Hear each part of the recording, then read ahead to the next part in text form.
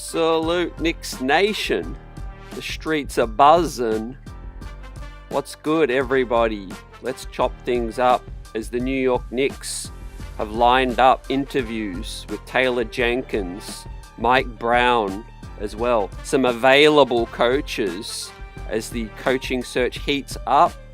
Let's talk about it. Let's go through the strengths of each candidate, their history, and get your thoughts. I'll give you my thoughts. I feel like this is headed in a good direction, and obviously there's some more names to discuss as well. The draft is around the corner. Let's look at some prospects that the New York Knicks should target in the second round. And of course, the NBA Finals, man, best of three now. Indiana choking it last night. Let's talk about that. And moving forward now, let's talk about the trade news. Kevin Durant looks like he's headed to a team not named the New York Knicks. Giannis staying in Milwaukee. What are the Knicks going to do? Man, this off-season mayhem continues. Salute to the chat. Salute Replay Squad. What's good, everybody? Appreciate you for joining us. Smash that like button. Subscribe to the channel. This is Off-Season Buzz, and we're going to go all the way through to Summer League, non-stop, NBA Draft, you name it. We cover it, and great to have you with us. Michael Drake, Buzzer Beater, Johnny in the building, Walter Blackman, all the diehards with us. Let's discuss. Let's talk about the latest Saturday night Knicks.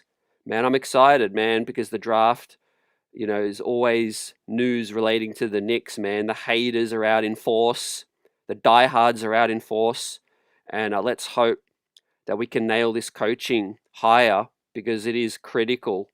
Obviously, we haven't been without a coach in this situation for 6 years.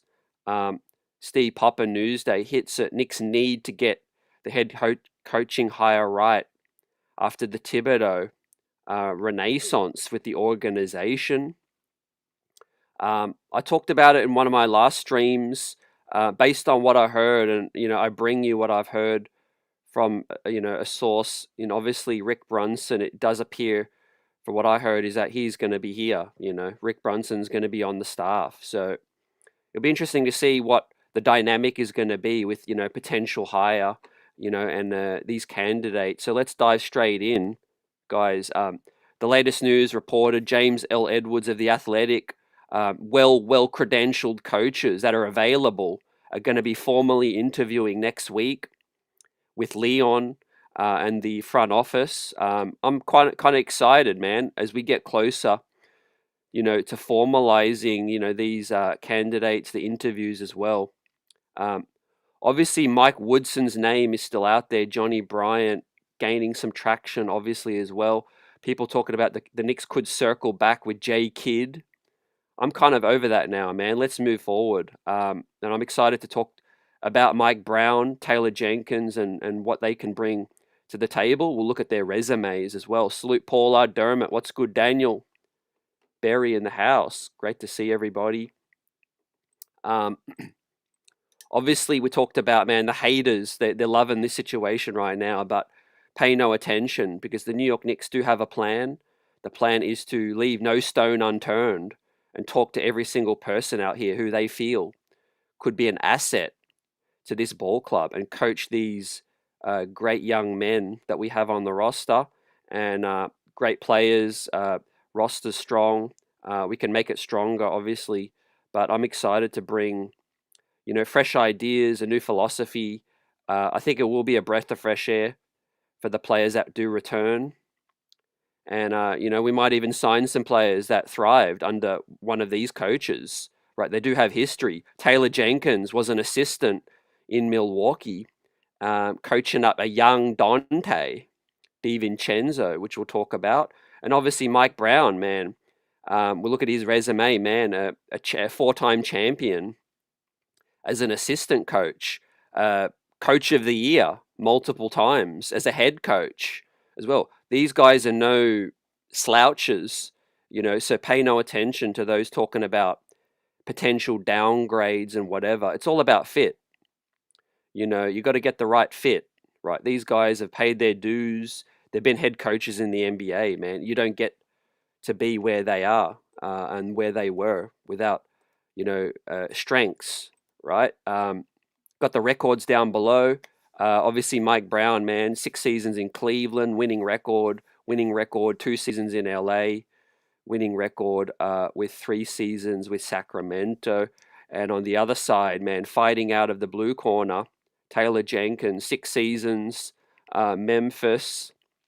Obviously, yeah, an assistant with a couple of clubs, which we'll look at later, but winning record as well, over 6 seasons with Memphis too. So I'm feeling like, obviously I feel like they're going to conduct more interviews. So step one, these two guys, they're lined up for an interview, and I like it. Am I leaning towards one guy more than the other? We're going to find that out tonight, because I'm still, listening to you guys, still learning, doing my research, educating myself on this situation. Man, I never claim to be an expert on something that I'm not, but there are things that I do like from each guy. And the most thing is the experience. Like, they've been there, they've done that, they've been in the playoffs, they've been in big games, and they've both had, moderate success to larger success to some degree as well. Also, like I promised tonight, man, coming with the graphics, let's talk about the the draft, right? Let's look at that, and we're going to look at some potential prospects that the Knicks can grab in the second round. Right now, we have pick 50. There's so many possibilities. We could trade up, could trade back down and get a couple of picks. I mean, this could be another Brock Aller masterclass with the draft around the corner. Tonight, I've got some guard targets to look at, some forward targets, some wings that I think could help the New York Knicks come in. Looking at some more plug and play guys, because obviously we can draft on needs fit. Right now, we're an Eastern Conference finalist, and of course some big men we've got to look at as well. With the 50th pick, the Knicks could trade up as well. They got $3 million in cash from the Jericho Sims DeLon Wright trade. They could use Rocas. They could use some stashes. They could swap some future seconds and move up in the draft as well. So nothing's final, man, until it's final. People look at it 50th pick. I'll probably make a good bet that we won't be picking at 50. It'll be somewhere else. We obviously got 4 second-round picks last year, and I do think that these guys are very, very comfortable, man, selecting in the second round too. Above the rim, what's good? Salute. Yeah, buzzer beater. I love this comment too. Yeah, I'm frustrated as much as most of Knicks Nation, man. Respect Dick V, legend. These guys sticking up for the OGs, man, the Hall of Famers, sticking up for Tibbs. Look, I get it, man. These people are on the outside. That's the key point. We're on the inside. They're on the outside looking in. And they're in a situation where it's like optics. Oh, you fired Tibbs. You got to the Eastern Conference Finals, for the first time in 25 years and all of that. Thinking that we're still, the 2000s Knicks. So many people forgetting that we've been a top 4 seed for 4 out of the last 5 seasons, right? And obviously that was largely built off of Thibodeau, but also the front office. They strengthen the roster, man, every season. It's not just Thibodeau. But yeah, it's quite ridiculous, man. You're not going to fire a coach and rehire them. So yeah, I love what you said also, but thank you for reminding me. A lot of voices coming out talking about, what the Knicks should do and what the hell are they doing. And look, for what it's worth, I agree with leaving no stone unturned, but could they have done with maybe leaving out a couple of the coaching inquiries, like, Billy Donovan out in Chi-Town, Quinn Snyder in the ATL, like, they can miss me with some of those inquiries, but in terms of what they did with Chris Finch, Emu Doka, and of course Jason Kidd. Like that's perfectly fine, man. You know, teams inquire about coaches. The way it's been covered, you could tell that the media is really, pushing an agenda, right? You wonder why Dolan doesn't like speaking to the media. Um, I'm kind of like impartial because I wouldn't mind Leon speaking once a year, twice a year, maybe before the draft, after the season. But at the end of the day, I understand like, the way the New York Knicks is covered by the national media is a damn disgrace. I mean, the organization has turned a new leaf for over a decade with no Dolan meddling, as I've dispelled, and yet people are still covering the team like it's the early 2000s, like it's Isaiah and all of that. Um, Paula, yeah, agree. Of course, the coaches are going to side with Tibbs. That's their comrade. Yeah, I respect it. And look, obviously, he had success, and people look at it like you had success, you fired the coach. But like I said, they're on the outside. They didn't look at so many reasons. It wasn't one reason that the Knicks fired Thibodeau. It was more than 10. I can guarantee more than 10 reasons, good reasons as well. But obviously, you're as good as your last game. And the Knicks, people forget. They look at the second round, we beat Boston. It wasn't even the Pacers series that lost Thibodeau his job. Look at Detroit. That there was some dicey situations in that Detroit series, man. They pushed us to 6, could have gone 7. Karl Anthony Towns saved our bacon in one of those games with some crazy shot making late down the stretch. Even game 6, we were so lucky to escape in that one, blowing the lead multiple times, falling on ourselves, tripping on ourselves, but coming away with a 6-game win. That series was a lot more difficult. And so the results kind of did mask what actually happened. And of course, the process, I think, was what lost Thibodeau his job. But obviously, we can even rewind back further a year. The offense has been clunky as well. So, on that note, let's turn over and look at these two prospects specifically. But I do caveat, I'm highlighting these two guys because, these are the known interviews, guys. I do want to also, note that Johnny Bryant could obviously be next in line for a formal interview, and I expect that he will. Mike Woodson on the graphic down below. I do think Mike Woodson is going to have an opportunity to, be on the staff. The fact that his name has been put out there by Ian Begley, who's so plugged in, that name, Mike Woodson, wouldn't have come up if Woody, wasn't a serious candidate, I think, to rejoin the staff, even not as a head coach, maybe as a lead assistant. Great relationships with James Dolan has been noted as well. But I like it. I like the experience. Defensively, Mike Woodson is solid as well as a coach. I'm not a fan of his offense, to be honest. It's very isolation centric. But if Woody's on the staff, I'll have no problem. As a head coach, I think there are some better options that I think we will end up finding. And let's see how it all plays out. Let's dive into the tail of the tape. Now, for these guys, salute to the chat once again. I see you guys buzzing. Salute to you. Hope all is well, man, on our grind in the off season. Let's start with Mike Brown's coaching resume. Fighting out of the red corner, Mike Brown, 55 years old, still very young in a coaching sense. Carved out his name with the Cleveland Cavaliers, 05 to 2010, right? 2011 to 2012, the LA head coaching role.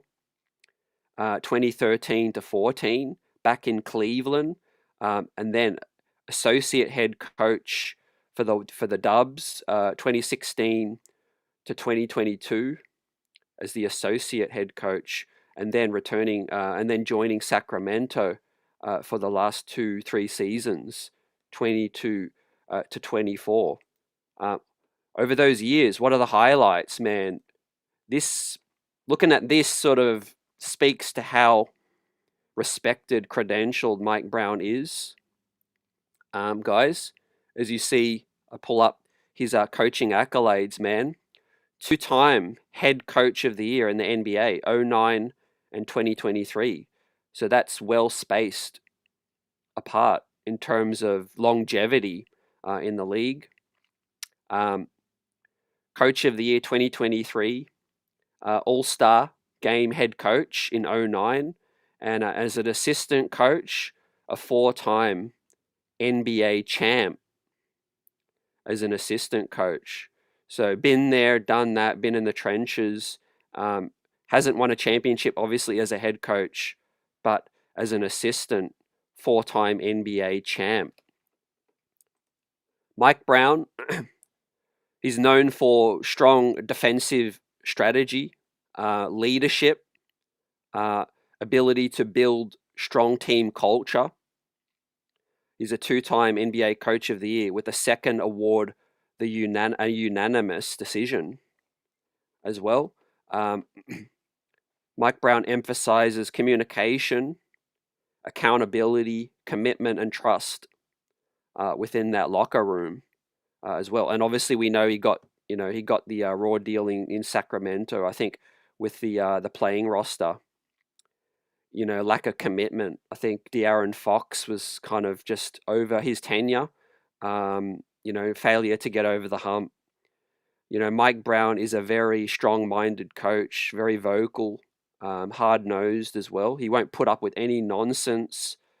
He won't put up with players, messing about as well. So I think he will really fit this culture. The leaders of Brunson, Hart, the work ethic that Tibbs has established. I think Mike Brown would be a good guy to carry on that culture, the work ethic, the culture, 55 years old, respected, four-time championship coach as an assistant, two-time coach of the year as well. So I feel like it would be, from a culture perspective, it would be a pretty seamless transition from an experienced Tibbs to an experienced Mike Brown. And then, winning record, all seasons as a head coach. What do we got? 12 seasons, 11 seasons as a head coach. So what do you guys think? What are your thoughts right now on Mike Brown? Some of the things that come to mind from people is like, oh, look, retread. They look at Sacramento specifically. But I'm like, you can't throw away any of those years. Cleveland, coaching LeBron, Golden State with Steve Kerr. Like, he's got so much knowledge, such a wealth of knowledge in that situation. What's good? AP, Joshua, Nelly Nell in the house. AP says Mike Brown looks like the same guy from back in '07. He takes good care of himself, fam. Takes good care of himself. Queen's Place, salute. Michael Drake says Mike Brown has the coaching prowess. Yeah, I feel like where we're going, like I said, I think it would be a good transition. It would be a seamless transition. Now, we're going to obviously learn a lot more about how the process plays out. Maybe they like Mike Brown, but another candidate just comes in and just completely blows the other guys out in terms of their philosophy with the current roster as well. What I think will help Mike Brown is obviously his experience in circles, being in certain situations. So obviously adapting to the current roster, having coached most of these guys. Brunson obviously coached De'Aaron Fox, coached Kyrie Irving as well. Joshua says mentally fit, understanding the nuance of the game. Tibbs was a stubborn dinosaur. Tibbs has had success in his career at all stops, but he's carried that, I felt, and he's kind of stuck to everything that's worked for him, but he's not has been open to adapt to the changing of the game. The game is changed so much, guys, from the 3-point ball. That's the biggest thing that I see as a deficiency with Thibodeau. He loves the rebounding. That's a big part of the game, man. You've got to close out defensive possessions. But if you're constantly giving up the 3 ball, I mean, now I'd rather give up a layup, run the guy off the 3-point line. I mean, all of these guys want to shoot the 3. They want to drive, they want to kick, they want to have the defense collapse, and then they want to kick. One of the things I really didn't like about Thibodeau's more recent last 2 years is that we overhelped too much. Just stick to your man, like Hart just creeping off a guy in the corner just to close out. Like if a guy gets beat off the dribble, hey, layup. Who cares? It's 2 points. Every time we collapse and give up these open threes, it frustrates me. And guys got to close out better too, because the closeout's sloppy as well. There's no point closing out on a guy if you blow by and he ends up just getting an open 3 as well. My hope is that, these, the new coach comes in and just recognizes, hey, we've got our defensive personnel. It is what it is, but let's be more disciplined. Let's have better IQ. Those are the things you can fix, right? Karl Anthony Towns, he is what he is. But some of the habits, the bad habits, the tendencies and the things that hopefully these coaches can get through. Agent Super Argo says, hit that like button, support the channel. Appreciate you guys. Obviously, it's free just to click that like button. You'll keep the Knicks streets buzzing. And I appreciate you, man. Let's go. AP, what's good? Says, who can handle New York City? That's what I want to know. Who can handle New York City? Both of these guys that we're looking at tonight specifically, I think, will have no issues handling New York City. I mean, look at the personalities we got in the locker room, man. They are, they are grade A students in terms of looking at, look at Taylor Jenkins, dealing with Dylan Brooks, dealing with Ja Morant. Not to throw shade on those guys, but I'm just talking about, I mean, our locker room is different compared to that Grizzlies locker room. On the flip side, Sacramento, man, a lot of turmoil, more of a meddling ownership, meddling situation, stability at the front office, I think is going to benefit both of these two guys. And that's why I think they've, keenly thrown their hat in the ring, right? Mike Brown would love this job, so would Taylor Jenkins, and hence why these interviews have been lined up, Obviously, I feel like they're going to enjoy the stability of a front office more than they did in Sacramento with that crazy ownership. And of course, Taylor Jenkins getting a raw deal in Memphis. We're obviously going to highlight a lot more, of Taylor Jenkins as well as we get through the tale tonight. What's good, Keith? Keith says, I knew Johnny Bryant wasn't getting this job when Phoenix didn't hire him. If they wouldn't hire him, what makes you think that we would? Yeah, I'm just going off reporting, and like you said, Keith, I think he's on the outside looking in, is Johnny Bryant. Not because I don't think the front office like what he would bring. I think it's kind of a tough sell for me to see, the organization fire Thibodeau and then go with a guy who's never been a head coach at the NBA level. It's kind of as good as Johnny Bryant could be and as much belief as anybody could have in him. It kind of goes against their statement. All you got to do is read that Thibodeau firing statement from Leon Rose. He says, everything we do is singularly focused now on winning aligning to win the NBA championship. It's kind of a tough sell, bringing in a coach that's never coached as a head coach in the NBA. But I expect Johnny Bryant to get an interview. And as I said in the last stream, if he gets an interview, he has a chance. You could always beat the competition if you can put together a hell of a presentation. And one thing that Johnny Bryant could have is a leg up on all of these guys. He knows the inner workings of Wesley, Leon, and what the front office, like to focus on. He's been with JB. He's been with Josh Hart. Mitchell Robinson, most of the roster. These other guys have not as well. And also, we do need to note, guys, that Jason Kidd, like, I don't know if the door's fully shut. There does seem to be some murmurings that the Knicks could circle back. Now, what could be the reason for that? Timing, guys. Timing is everything. Right now, there could be some dominoes that need to fall. Jason Kidd could be like, hey guys, just chill for a bit. I'm going to find my way. I'm going to try to angle my way out of this situation. I don't know. But until the Knicks hire somebody, I wouldn't rule out J Kidd because he does seem to be, seems to be at the top. He seems to be at the top of their list. Buzzer Brook Lopez. I'd probably say no based on what he's looked like. He's past it now. He can't really move his feet too well. Even as a vet minimum, I want us to get younger, more athletic as well. We're going to look at some centers tonight. The drop coverage did kill us. Yeah. Keith's thoughts on Taylor Jenkins.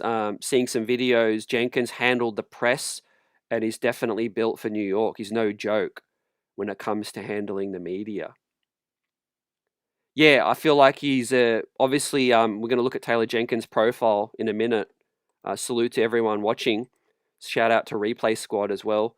We're going to look at Taylor Jenkins in a second. He's 40 years old, so he's kind of more, I think, a younger-minded, fresh ideas, newer generation coach.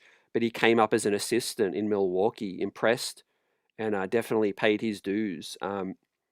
Was really pivotal in working with Dante DiVincenzo and getting his mind straight when he was losing minutes in Milwaukee. So I think if he's more of maybe a player's coach, maybe in terms of maybe more relatable. I think Mike Brown is a bit more older school, harder nosed, but not too OG with that situation. So yeah, we've got a 55-year-old, 40-year-old with relating to Taylor Jenkins. So yeah, you're spot on with the comment about how Taylor Jenkins will handle the media and all of that. I mean, he's 40 years old, man. He's barely, he's younger than PJ Tucker, fam.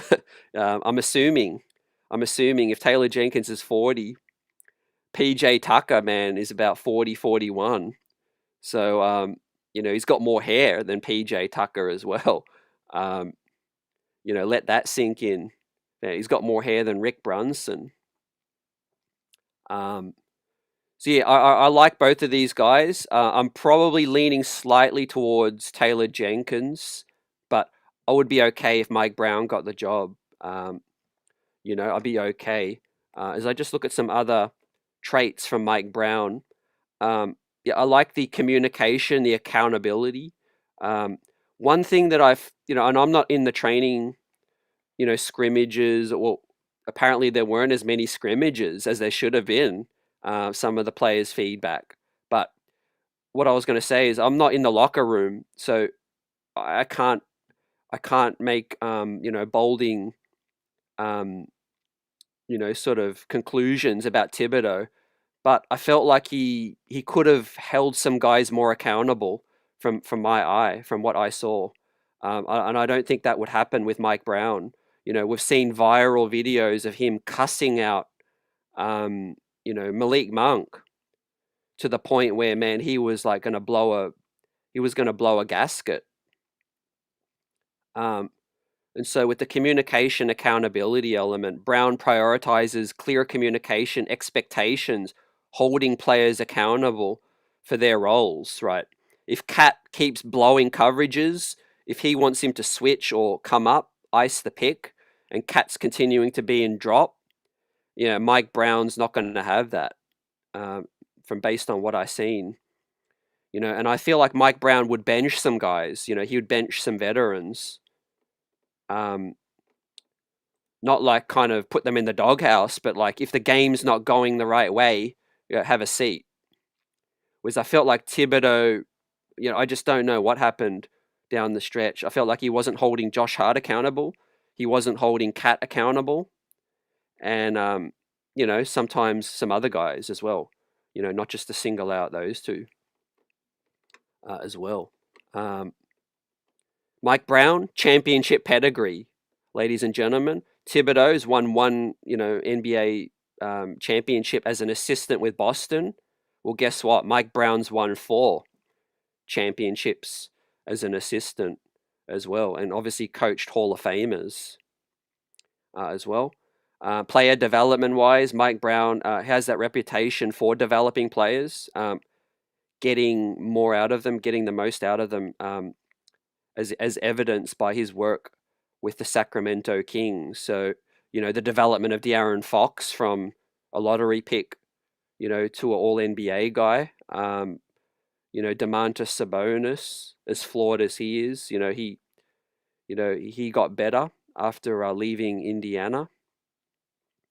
Malik Monk, 6-man kind of guy. So I mean, Mike Brown, man, he ticks all of the boxes, man. He's not the sexy name, I don't think, but he ticks the boxes for me.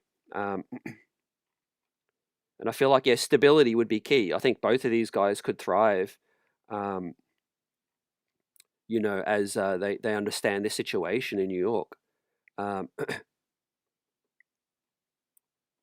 The official payback is looking at Moses Brown. Yeah, Moses Brown, a couple of guys in the G League. Chuma Okeke could be available. Plenty of time to talk about how we can strengthen the depth on the roster. But yeah, I think draft night's going to be insane. It's going to be popping. Dirty Dancer Salute says, the more you hear, it's not even a choice between Jenkins and Brown. So formed your choice already. So now let's look at, coming out of the blue corner, Taylor Jenkins, fam. And his pedigree, his coming up in the league. 6 seasons in Memphis as a head coach, only been a head coach with one team, but got his start with the ATL Hawks as an assistant, 2013 to 2018, and then moved over to the Milwaukee Bucks from 18 to 19 as an assistant, where I mentioned he really made a big impression there to get that Memphis job. Dante DiVincenzo, there was some quotes coming out that, Taylor Jenkins was really, really, loved and excelled with the young players, being a younger coach as an assistant with Milwaukee. And obviously the championship, as they were coming into their years, Dante was, up and down, losing some minutes, and inconsistent. Taylor Jenkins was big with his mindset and getting him understanding the bigger picture, getting him prepared as well. And then we mentioned Taylor Jenkins then finally lands the major role. 6 seasons. I mean, that's a big achievement in itself to survive, a cutthroat situation in Memphis. Obviously had success and survived for 6 seasons, winning record in Memphis with a very, very competitive roster. Big end talent with Desmond Bane, Dylan Brooks, and of course, Ja Morant. The credentials of Taylor Jenkins obviously hasn't won anything in terms of a chip as an assistant or a head coach, but was 1920 Western Conference Coach of the Month for January, 21-22 Western Conference Coach of the Month for December, 22-23 Western Conference Coach of the Month in March. So 3 of the seasons had won a Western Conference Coach of the Month, and finished in the 2 seed. Finished in the 2 seed with Memphis, I believe, twice out of the 6 seasons. And I think he's built strong. He's built tough. Different personalities. That stands out to me in Memphis because you're dealing with a lot of controversy that happened with Ja Morant's suspension. Talk about getting a tough deal for Taylor Jenkins. You're competing, and then You had some meddling situations, getting forced an assistant upon you to change up your offense. Where are Taylor Jenkins' strengths? 40 years old, as I said, I think you'll be a bit more relatable to the younger players, but Jenkins' strengths lie in ability to develop young talent. Like I said, foster strong defensive mentality, adapt strategies to the roster's strengths. Also known for organizational skills, ability to build relationships with the players, past performance and coaching philosophies suggest that could be a very valuable asset to a new team. Like I said, in terms of X's and O's wise, I do think Taylor Jenkins, well, both, I think both have a solid offense.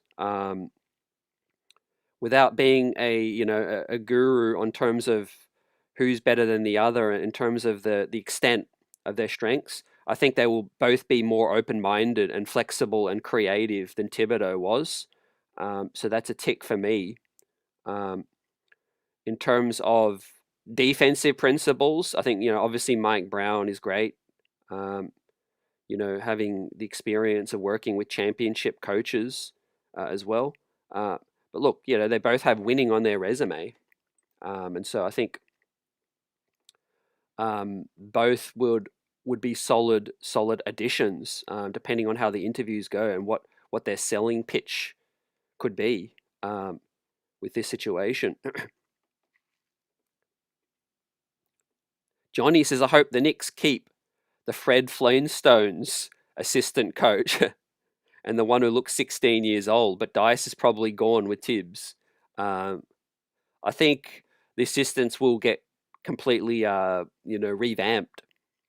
I think Dice will be gone. I think Rick will stay, though, based on what I hear.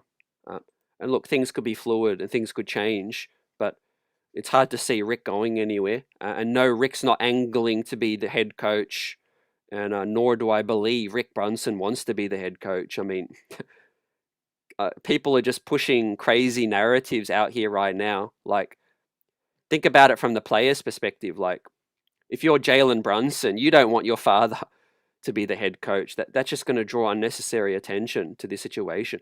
Rick is happy being an assistant. The front office and that, they're not angling for Rick Brunson to be the head coach. Hence why they're doing all this due diligence and basically knocking on every single door. The official payback says Al Horford, Duncan Robinson, Moses Brown. I promise you, as small as that sounds, we win the chip. I like the Al Horford situation. I think the Knicks should look at that. If you can get him on a veteran's minimum, that'll be even better. Duncan Robinson, I'm not sure what the salary is, but a Moses Brown type, I think, is needed as well. Another big option that's switchable. Dirty Dancer says, if anyone is going to empower Deuce, it's going to be the best player he can be. It's Jenkins. To be the best player he can be is Taylor Jenkins. Flexibility, extended rotations. I'm excited to talk about prospects finally getting minutes now. I mean, it feels like the weight has kind of been lifted off with respect to Thibodeau and what he brought. Like, it's just going to be a brand new world, and just to see how we operate, hopefully operate. And that's why I'm more for these guys than a Mike Woodson. I'd be okay if Mike Woodson's on the staff, and I understand it's probably Wesley pushing that, with the connections. But the thought of Deuce getting 30 minutes, getting starts, Hart's minutes getting reduced as well, just a new coach with a fresh idea. Also, let's not forget Taylor Jenkins got to see the best of the Knicks, like arguably the best game we played after the break when we came out and we blew Memphis out, man. I think it was one of our biggest wins on the season when we blew Memphis out at Madison Square Garden by 30 plus. And we looked so efficient that night. The ball was flowing. The pace was great. Taylor Jenkins was there front row to see how electric this New York Knicks offense can be. And I think like another strength of either of these two guys is they literally just coached this past season. So they got to game plan and scheme and got to know the strengths of this current Knicks roster. So I think they would come into the interview very, very confident, well prepared in terms of like, saying, okay, look, we game planned against Cat, Brunson, this and that, pick and roll. Thibodeau didn't really do that enough. And I feel like I can get more out of this and that. And I feel like, they're going to be confident. Um,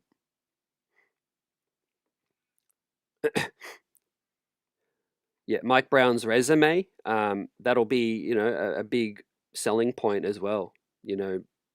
Dealing with Hall of Famers, four-time championship coach as an assistant as well. Longevity is big time. And he's not that old either, 55. Um, I mean, it's got to be the grass has got to be greener coming from the Sacramento Kings to the New York Knicks, and that's no bold statement, fam. And yeah, just as we confirm, obviously it was the Knicks beat first, but then Shams riding second at this point. Shams has been a little bit behind. Obviously, he's been pushing the Knicks, coaching search narrative out there. Meeting ex-Memphis coach Jenkins, Mike Brown next week. Also, he says first formal interviews for the Knicks. So the fact that these are the first two does speak volumes, and there could be more to come, and more could come. I do feel like, Billy Donovan was probably more of a realistic option as well, but it does seem like Chicago are happy keeping him. So I'm not losing sleep. Once a Nick, always a Nick. Billy Donovan, he would have understood the market for sure. But I don't think that, Billy Donovan is a better option than Taylor Jenkins or Mike Brown, in my opinion. As we talk about this in the second part of tonight's stream, man, salute to everyone in the building. This is going to be a big one tonight. Going to look at some draft prospects. Going to talk about the latest with Kevin Durant. The Knicks not being a part of that. So what is that suggesting? The Knicks are looking at some more minor moves. Maybe they're going to get in on the Kevin Durant trade, but try to maybe get Dante DiVincenzo back. Let's see how that can play out. But a former Knick, Luke Cornett, is just another name, another talent that is going to get squeezed out of their current situation, right? I think this is where the New York Knicks front office and their planning for financial flexibility could be fruitful for us, as a lot of teams are going to lose out on some talent. You look at potentially Larry Nance could be out of ATL. He's a player that rumors have the New York Knicks interested in. Gary Trent with Milwaukee, Luke Cornett as well. We already know that Boston are going to have to shake things up somewhat, maybe a major shake up, even with potential Jaylen Brown trade. So yeah, I'm keen for the KD trade, but I'm not keen for KD. I'm keen to see if we can pry a piece from one of these teams. And if Minnesota needs some extra help greasing those wheels to get Kevin Durant to Minnesota, while maybe Julius Randle goes somewhere else, then I would love us to try to get Dante DiVincenzo, right? The 12 months has elapsed, and the Knicks can get Dante back on this roster. So that would be big time. Yeah, we dived into these two candidates, strengths, weaknesses. I feel like an open-mindedness is the biggest upgrade. Like you're not gonna out Thibodeau in terms of what Tibbs was great at. Where we get an upgrade is somebody who's going to come in and do the things that Thibodeau wasn't willing to do or was reluctant to do, which is adapt and be open-minded and experiment a bit more with this roster. As the roster changed last season, guys, it was less of a Thibodeau roster. And so we'll see how the new head coach will, deploy their ideas. But one of those things I hope is defensive flexibility as well. You got to sprinkle in some zone. You have to. With Brunson and Cat on the floor, I was dumbfounded why Thibodeau never was open to playing zone, even for a possession. Some other things, obviously late game execution, out of timeout plays, man.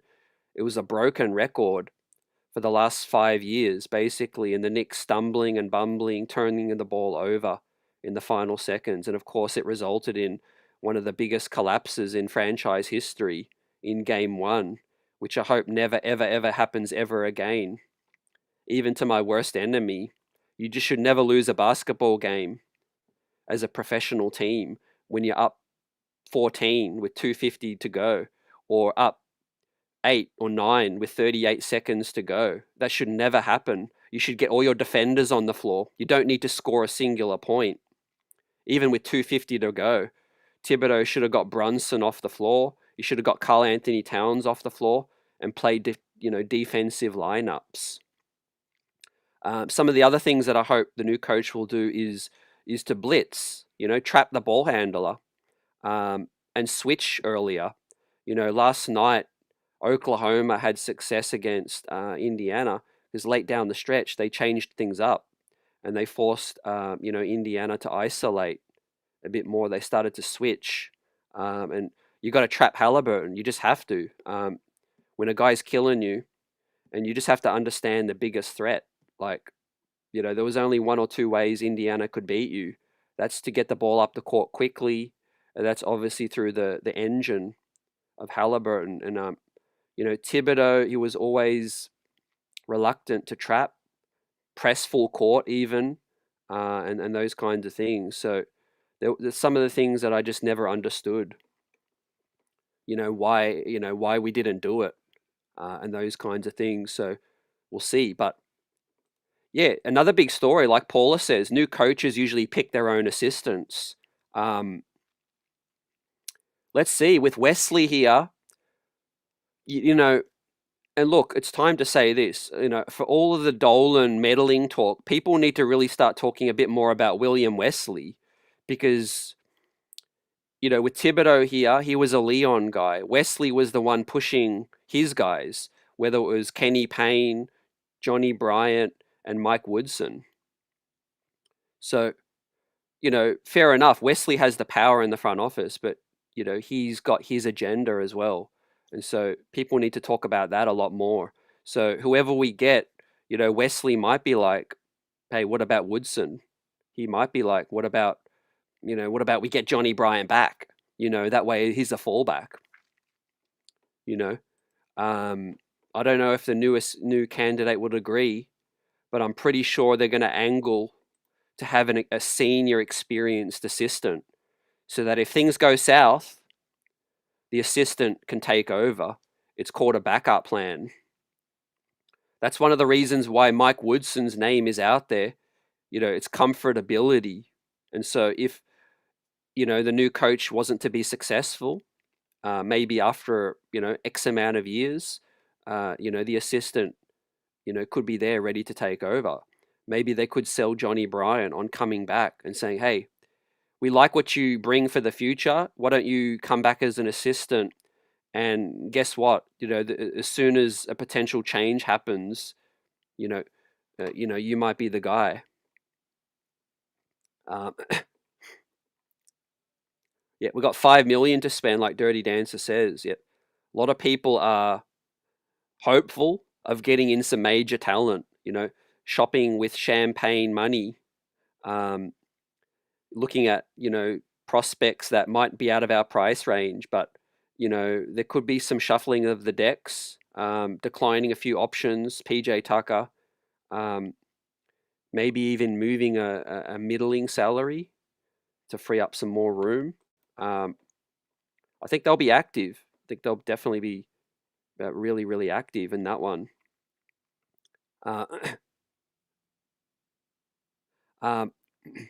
Buzzer Beater says Ben Simmons would get eaten alive by the New York media. Yeah, it just doesn't strike me as a New York guy with Ben Simmons. Not claiming that I know him personally, but I do know him closer than many. Obviously, he's from the same, born from the same city as I, but I think he's more of a LA guy, chilled West Coast kind of guy. I think he will probably, stick with the Clippers, maybe try to go to LA with LeBron, fam, as well, man. I want some defensive dogs. I want some tough-minded guys in here. Um, yep. People being obsessed with the New York Knicks coaching search. I mean, the Knicks are winning the offseason already in terms of the headlines, fam, ladies and gentlemen. The Knicks are winning the headlines because, I mean, what was it, game one of the NBA Finals was one of the lowest rated finals for a long time. Game six of the Eastern Conference Finals was one of the highest rated finals. The Knicks are bringing the clicks in this one. I've seen the Russell Westbrook rumors out there. I think in terms of his skill set, he could help the roster, but I don't know if he's the best fit in terms of the locker room. I think we've got some guys that deserve a shot. Kolek deserves minutes. I would like us to get somebody a bit more defensive minded as well. Dennis Schroeder wouldn't be a bad pickup. Yeah, is an irrational confidence guy, like Dirty Dancer says. David says, I like Brogdon over Westbrook. I like Brogdon too, but the injury situation really scares me a little bit too. Kolek learning from Brogdon could be good as well. Yep.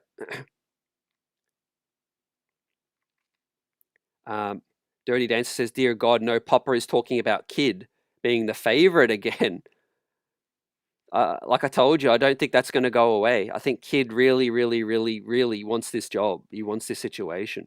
And it's not because he's in a bad situation or, he's, not that he can't stick it out in Dallas. I just think it's just very, very appealing here. Talk is that Kid is very close to Casey Smith. He hated it when Casey Smith got fired. Casey Smith landed with the New York Knicks. The Kid and the Brunsons got great relationships as well. Let's see how that plays out. Where there's smoke, there's fire. But all these interviews could be smoke because Taylor Jenkins or Mike Brown might not even be their preferred candidates. They could be a decoy, or a distraction. Buzzerbeater says, well, CT, would you let Mitch go for Cornette? Cheaper option, but I understand what you're saying. I would say no. I would say keep Mitch and go get Cornette. I would love to strengthen with addition, not subtraction, fam. But obviously, I understand the financial situations more than most people. You got to get more flexible. You just got to get more flexible, guys. We've got to get to a point where we have 10, 11 guys that the coach trusts, 12 guys even. Because over the regular season, there's injuries, there's, other, opponents that you have to game plan against, like we saw. Certain matchups where you need to play a certain guy. As we move over to talk about some draft prospects now, guys, continue the coaching conversation. The rumors out there that Knicks have strong interest in Gary Trent, Larry Nance. I think Gary Trent will be attainable for, the 5.7 million, but Larry Nance is on 11 million this season, so I don't see him taking a discount. But we'll never know, man. The Leon Rose could cook up a hell of a selling point, with that situation. AP says, I still think William Wesley and Dolan overruled Leon. Well, I told you what I heard about the situation. It was more Wesley. Obviously, Dolan had to get involved with this, the big decision to pay out $30 million. But yeah, it was more Wesley, but Leon understood the situation. Like, there's no doubt Leon was Thibodeau's biggest supporter out of anyone else, he was Tibbs' biggest supporter. But at the same time, it was still Leon's decision. It was the right time. Definitely. So, yeah, let's talk about the roster now, fits and some prospects. As I bring up the roster, as Buzzer asks, who do you want off the roster for next season? Who do I think is going to actually be here? I think Cameron Payne, Precious Achua, and PJ Tucker will most likely be gone. And I do think Landry Shamet or DeLon Wright will most likely get one of the veteran spots, and then we'll see what else plays out. I think Kevin McCullough, for financial purposes, will get converted to a standard second round pick deal. He's a cheap talent. Hopefully he'll get opportunities, but he'll most likely come back. So we will. We'll have one more veteran spot we can add as a veteran minimum. We'll have the $5.7 million exception, taxpayer exception, if the front office decides they don't mind getting hard capped at the second apron. Because if they use that taxpayer exception, they will get hard capped at the second apron. It triggers the hard cap immediately. And then they can add, if everybody on this screen comes back, they can add 3 more guys. One veterans minimum guy, one guy with the taxpayer exception, and one guy from the draft. Now, you could take Landry Shamet out if you want to replace him with, let's say Al Horford says, yeah, I'm going to come as the vet minimum. Bang. See you later, Landry. We've got somebody else that could take that vet minimum spot. Maybe, it's highly unlikely, but maybe Chris Paul says, hey, I want to reunite with Leon. I'm willing to take the minimum. We'll see how that plays out. But yeah, judging by this roster, now let's talk about some off-season fits. Starting with the guard spot. Let's talk about that.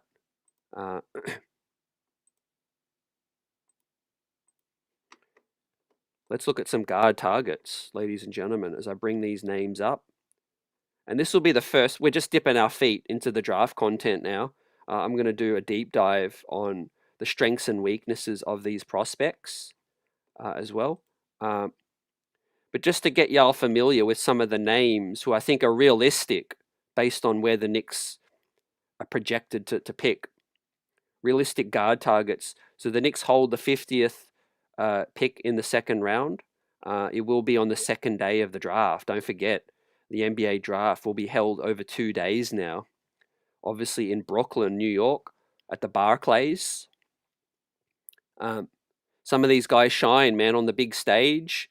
You got Elijah Martin won the national championship with Florida. You had Tyrese Proctor, the senior out of Duke, had a big, shone on the big stage, I think in the Final Four. Obviously, Kobe Bryant out of Kentucky, Hunter Salas out of Wake Forest, John Tonje out of Nebraska, and Bryce Williams out of Wisconsin. And like I said, Elijah Martin out of Florida. Now, some of these guys are projected to go a little bit higher than others, but like I said, the Knicks could move up. They could splash some cash. They could trade a future second. They could throw Rokas, Jokic into the mix.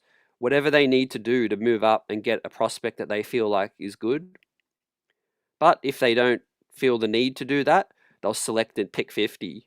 So at least we know one of these guys, is a realistic option to be there on the board at 50. They all bring different things. But in terms of these guards, most of them bring shooting and some scoring. And I do think that we need that. We need that in a big way. Tyrese Proctor, more of a point guard, combo guard, can create shot creation off the bounce. Was deadly from downtown, especially in the tournament. Kobe Bryant, one of the best shooters in the class, off movement, can run off the curl, is more of an athlete as well. Not much of a defensive player, and not much of a shot creator at this point, but just a 43% shooter from downtown, and just a guy you can't leave open right now. Tyrese Proctor's projected more in the 30, 35 to 45 range.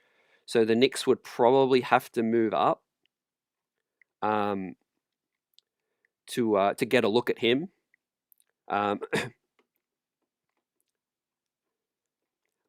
Yeah, so yeah, the 2-day draft is silly, dirty. In terms of what Buzzer says about the MLE, yeah, so the MLE, it's a different kind of exception. Yeah, the full MLE is for teams in a different cap situation. The Knicks taxpayer exception, yeah, it does trigger the hard cap at the second apron. So yeah, I can confirm, as talked about by Bobby Marks as well. So yeah, the Knicks will have that choice to make. Now they don't need to use that exception. Like I said, they could just sign a couple of vet minimum. They might be happy signing Al Horford, Landry Shamet, and just drafting one of these guys. Honestly, as we look at some of these options for the taxpayer MLE guys, it may not be much of an upgrade, right? Gary Trent is a serious upgrade. Like if you can get him on the taxpayer exception, it would be a no-brainer. Tyus Jones as well, Keon Ellis. Those guys aren't going to take the minimum. You would definitely need to use the exception. But like I said, there might be a guy like a Seth Curry that says, hey, I'm 34, my career's winding down. I just want to be part of a contender. I saw the New York party, man. I want to be a part of that. I want to come in. I'm happy to take a vet minimum. Al Horford might be the same. So, yeah, we have a choice. We don't have to get hard capped at the second apron if we don't want to. It's completely up to the Knicks' choice whether or not to use that exception, fam. Yeah, so those are the first two guys, man. Tyrese Proctor, I think it'll be a steal if the Knicks can get him move up to the 40 range. Kobe Breyer as well. His name seems to be popping, rising right now. Won't be surprised if he goes in the late 30s, early 40s at the latest. Now Hunter Salas, Wake Forest, right? His game, another shooting guard. His game and moxie has been compared to a Dante DiVincenzo, right? The skill set, gritty defensively, likes to mix it up, can create a little bit as well, and can shoot off the bounce. Hunter Salas is a guy who could be there at the 50 spot, but again, his name, he's got some interest for real. John Tonje, a good movement shooter. Comparisons to like a Max Strauss. Think of him as sort of a Max Strauss, versatile shooting guard wing that can shoot with movement. And last but not least, Elijah Martin, who's a little bit undersized, 6'2", 6'2", but built like a truck. Super strong, super athletic, like just an incredible athlete, like we saw. But yeah, limited height, 6'2". But again, we've got to be realistic with where we're picking right now, and I think he would bring some versatility and some physicality to the Knicks backcourt. Dirty Dancer says Kobe Breyer is probably the dream best shooter in the draft. Yeah, help me understand why he's not higher. Is it just he's more of a one-trick pony? Is it more that he's not a difference maker defensively, and a lot of these guys have come into the league as just shooters. There's talk that Corey Kispert could be available now, that the Wizards are looking to move his salary, his $50 million, remaining salary on the books. I would really look at Corey Kispert, as we could get a really experienced shooter off the bench. But like you said, ideally you could get someone who could hopefully do more than just shoot. as well. Buzzer says we can sign 2 vet minimums and sign a draft pick or use the MLE. Yep, facts. Yep, now you're onto it. We could sign 2 vet minimums and the draft pick, or 1 vet minimum, the draft pick, and the MLE, or 2 vet minimums and just the draft pick. Fam. And that's if we don't clear up space, fam. And that's assuming we decline PJ Tucker's second year option. That's assuming we let Precious Achua's money just come off the books. He's a free agent. Precious Achua's money is fully come off the books now. We can also use his salary as a sign and trade. And also campaign. His veterans minimum will just come off the books. So we've got a little bit of flexibility, not a great amount of flexibility, but if we can target a few of the names that are versatile, bring something different to the squad, I'll be happy, like let's say you could, get Al Horford for a minimum, get Gary Trent for the taxpayer, and then maybe, you draft a power forward, which we're about to talk about. We're going to move to the wings and the centers tonight. But also look at a Luke Cornett, right? If Luke Cornett could be had for the taxpayer exception, I would be open to that. Because if you're going to keep Karl Anthony Towns on this squad, man, you need more bigs. Like, Huck Porty's great for what he is, but until he's proven, get somebody else. Official Payback says, in a perfect world, Mark Jacks would be the coach. I saw Mark Jackson celebrating with the Pacers last night, with the Pacers alumni. I don't see Mark Jackson's name really in the mix at the moment.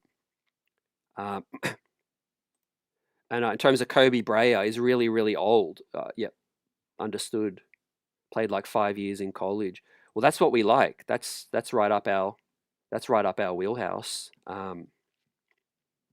To D Grant says, CT, why are we talking about these old guys on the team? Knicks need to get younger so they can run the floor to keep up with the pacemakers. Yeah, certain old guys in the big spot, I wouldn't mind. But for guards, give me some young guards, Keon Ellis, Tyus Jones, those kinds. But I love chopping up the draft, and hopefully we can find some athletes, right? There's a few here. Let us know your thoughts. We'll do more of a deeper dive. Like I said, we're just getting our feet wet on these prospects, but based on what I've seen and read and where they're projected, these are the best possible scenarios for the 50th pick, right? If one of these guys was to be there at the 50th pick, right, it's a no-brainer for me. Look, Elijah Martin might slip as an undrafted guy, but I think he's worth taking as a pick 50. He's just an incredible athlete. He finishes above the rim. I mean, he's only 6'2", but he reminds me a lot about just in terms of his attack on the rim and his frame. Reminds me a little bit of Anthony Edwards, but his no fear kind of approach reminds me a little bit about Alonzo Trier as well. Remember Alonzo Trier came in and he was just like, man, who is this guy? He just doesn't care. He comes in with that moxie, that aggression. So now let's turn over to the wings, the forwards, ladies and gentlemen. A little bit more of a diluted market. Obviously, to find a good wing late in the draft is like, you got to get lucky.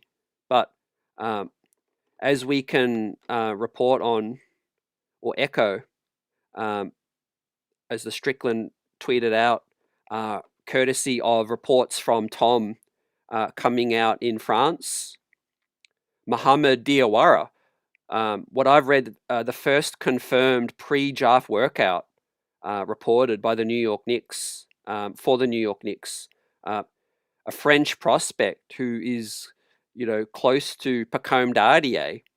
Man, this guy is really intriguing. 6'9", Mohamed Diawara, and let me bring up these names. We've got Muhammad Diawara, RJ, obviously we know, out of St. John's, Eric Dixon out of Villanova, and a guy that I'm familiar with, Alex Tui, a pro in Australia as well. Yeah, all different forwards with different kind of games, but possibilities there for the second round. In terms of the first guy, Muhammad Diawara is a 7'4" wingspan, 9'2" standing reach, 6'9" French wing. Played pro in the French league last season. Like I said, been linking up with Pacome Dardier, receiving advice, and he has that renowned French agent. So I think he might even have the same agent as a Ntilikina and an Evan Fournier. I can't remember the guy's name at this stage, but he's basically a prospect who has a lot of potential as a defensive, versatile forward. 6'9" with an incredible 7'4" wingspan. As you see in some of the highlights, he can handle the ball a little raw as a creator, but is really, really disruptive as a defensive wing, right? And his potential there in the second round, right? I don't see him getting drafted higher than 40, 45. So he is realistic to be there on the board. And the Knicks are right there working him out already as confirmed reports come out. So his name is Mohamed Diawara, a French prospect. So, the French prospects continue to come out, man, like a factory. But this guy has some serious tools as a defense first guy. David M says we need to develop Dardier this season. He's shown some good flashes. Yep, most def. Can't wait. Dirty Dancer says I like Eric Dixon too. Big and good shooter with the Nova Connect. Yeah, where do you think he's going to get selected? Because I'm kind of surprised. Like there is some good value in the second round, and I think it's even more diluted because guys like guys went back to college like Condon. D Grant says guys like Al Horford and the older guys are a big mistake. I think Huck Porty can come into his own. They need opportunities. You make a point where these young guys, they need minutes. I think it won't hurt to get another veteran or two. Still, they bring a lot of value to the table. Still, he's still a highly productive player, but ideally you could do best of both. So let's hit on Eric Dixon next, right? So for those that aren't familiar, like Dirty Dancer says, Dixon's a versatile combo forward, but is more of a downhill, a Julius Randle type game. Crafty, good skills, and strong getting to the rack. So he's intriguing at 6'8". Eric Dixon, Villanova connection, we know. He's projected right now to be like kind of the earliest I've seen him in a mock is like early 40s, maybe late 40s, even into the 50s. It's really in the eye of the beholder in the second round. I think somewhere like Sam Vecini said, this year's class guys, after 25, it could be a crapshoot from 25 to 50. There's workouts, interviews play a big part in this one. So yeah, the scope on Eric Dixon, I like his offensive prowess, a downhill guy, a burly forward. I think we really miss that. A guy who's skilled, like Precious Achua, tries to get downhill a little bit, but most likely he'll get the ball stripped. He doesn't have a tight handle. Just Precious. Whereas Eric Dixon's got that. And RJ, obviously, most people know his game, man. The familiarity. I won't be surprised if he's there to work out. He has to. St. John's product. A Josh Hart kind of guy. Just intangibles. Likes to mix it up. Does a bit of everything. Does RJ. A Josh Hart light. A Kevin McCullough type. player is RJ, right? Jump shot, that's his biggest drawback right now. Again, we have a Josh Hart. Maybe he's Josh Hart on the trade block. We don't know, but RJ could be a good undrafted guy. He could be a great two-way guy as well. So we never count these guys out. In terms of the final guy, Alex Tui, right? Alex Tui's game, he's a jack of all trades. He's a real defensive potential combo forward, 6'8", without shoes. Got solid handles, great off-ball defender. Can guard bigger guys at the point of attack, but not as so much smaller guys. A little slower of foot, but is just a really solid, prospect in terms of if the corner three can come into his own, and then that is a real swing skill for him. A very versatile forward. Great wingspan, great defensive instincts as sort of the second line of defense. Kind of in that OG Anunoby position, can guard threes, can guard fours, can guard some twos as well, is Alex Tui. Very strong frame. Alex Tui comes from a very disciplined military background with his family. Has played pro for the last 2 seasons in the NBL, so he brings pro experience in the same league that Ariel Hukporti comes from. His name is getting quite warm right now, so Alex Tui is probably going to go higher than 40, maybe in the 35 to the 45 range. The Knicks will probably have to move up. Last I heard, Alex Tui confirmed he's worked out for 12 teams already, and he has 4 to 5 workouts still lined up. So that tells you that he's probably going to go higher than 50. If he's worked out for 12 teams and he has 3 or 4 more workouts to come, I haven't got confirmation that the Knicks have worked him out, but I'm pretty confident the Knicks would know all about Alex Tui. I mean, they scouted him even last year when Hukporti was in the NBL. Alex Tui won the he won the rookie, basically, the rookie award in the NBL as the Rising Prospect Award. So, I mean, he would be an absolute steal if the Knicks could get him in the second round. And I would feel comfortable if the Knicks could get one of these guys. Let's see. Buzzer says, do we have anything the Rockets could want?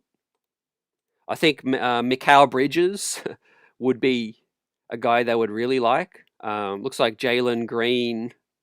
I mean, he's just a more polished version of Jalen Green. Looks like Jalen Green is a guy that they might move on from.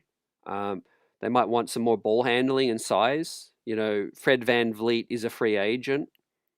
I've seen reports today that looks like their mutual interest in extending Fred, which I'd be surprised, but I would, if I'm the Rockets, I would move on from Fred VanVleet and try to get some more size and versatility, but they've got enough defenders, I guess. They extended Steven Adams, so they're not really interested in Mitchell Robinson, fam. So yeah, I don't think they would be, interested in many others outside of Mikal and maybe OG. Dirty Dancer says Tui measured better than expected. Yeah, I've seen him, in person, and he's just he stands out in terms of his frame. He's got a very wide frame, very strong. He'll have no problem guarding any power forward in the league eventually. Right now, he could guard probably most power forwards, but he would definitely be able to guard almost any power forward in a post-up situation. Threes for sure, but probably not great against quicker twos and threes. But he's just an excellent passing lanes guy, just a really, really smart passing lanes guy, a really smart cutter as well. I mean, kind of in mind to compare him to similar to an OG Anunoby game, like not physical profile or athlete by any means, but in terms of just not a great creator, but a great great off ball wing potential. Dirty says RJ is a G League guy. I think. Yeah, that could be the situation. Al Horford D. I think he might be wanting to go to a winning situation. What do you guys think about Nicholas Batum? Let's say we get Pacome Dardier minutes, we get Nicholas Batum, we get this other French guy. We could have a French connection with the squad. Like for a veterans minimum, Nicholas Batum is probably one of the most incredible value contracts in the league. Like you're not going to find a great corner shooter wing for minimum money. Amir Coffey is a good name. I know that's been discussed as well. Eric Dixon's like 25, so that's an issue too. D. Grant says Huck Porty can learn from Mitch. He has 8 years experience. Yeah, Huck Porty's definitely a guy that will be here. They like him a lot. Summer leagues around the corner. I can't wait. Shout out to Anudi, 25, Schroeder, Yabusele, and Beasley. Good names. Yep. Sign me up for any of those guys, fam. What a steal it would be to get Schroeder or Beasley off of Detroit. That would basically make them a lot more weaker. When does free agency begin, Buzzer? I think it begins. So your own free agents, you can negotiate. I think a bit earlier. I think from like June. I think June 26. I think somewhere around there, right after the draft, you can negotiate with your own free agents, and then June 30, you can start to verbally negotiate with outside free agents. Situation. Buzzer wants Kidd. Jenkins and Bryant are tied for second. Jenkins and Johnny Bryant. Yep, I like that. Kidd, look, I'm warming more to Taylor Jenkins, to be honest. Like, Kidd's very isolation heavy in his offense too. But I love the pedigree, obviously the connections with J Kidd. And J Kidd really, really wants this job. He has the opportunity to really push. But we've heard crickets, as I want to hit on the report by Ian Begley about Thibodeau and some rumblings coming out of training camp in a minute. But we're going to hit on the centers next, right now. OG Anunoby, that's a name to really not be shocked. Like, I haven't heard anything, but that could be the surprise move that they might trade OG, in my opinion. Like I said, I haven't heard anything. That's just me looking at the dynamics in the locker room, looking at the roster, looking at the salary specifically. Everyone's talking about Cat, Mikal Bridges. If a report comes out that OG gets traded, I would not be shocked. Like I've said this before, the Knicks had to overpay a little bit compared to what they were hoping to pay OG. It has limited the team's flexibility moving forward. Now, OG's had a hell of a year, so, that might not be realistic. OG obviously has great value on this team, but if they can find a way to get more depth and replace some of his defense, to me, it could be a no-brainer. Right. It's not like OG is, a shot creator, dynamic extraordinaire. Right. He's a great floor spacer and a great defender. But for $41 million, if the team could bring in 2 to 3 players and replace 75% of what OG can do on defense and get some more offense, I think they might look at it, free up some of that money, like I said. Also, you would sell high because OG's had his most healthiest season. Also, another major factor, when these reports come out that some of the players, players weren't comfortable with their roles, or would like a different role or expanded role. I mean, you kind of got to narrow it down to just a few guys. So I think OG might be one of those guys that wants more offensive touches. What do you guys think?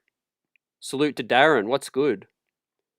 The Public Enemies is Sam Cassell, Kevin Ollie, Michael Miller, Keith Bogans, Mo Cheeks, Mike Brown, Stackhouse, Malone. Hell no to Mark Jacks. The Public Enemy, putting some names out there. Yeah, Sam Cassell, would surprise me if he doesn't get a name out there, doesn't get an interview. I've had some Boston fans say, hey, why aren't the Knicks looking at Sam? Here's a name nobody's mentioned tonight, Terry Stotts. Talk about a guy who could be the head assistant and, could be the safety net if, a guy was to get fired. Terry Stotts, he would take this offense to another level, fam. Old boy G says, I don't want Jenkins. Watched him in Memphis. Totally lost the team and his first year assistant took over. Get Brown, strong resume.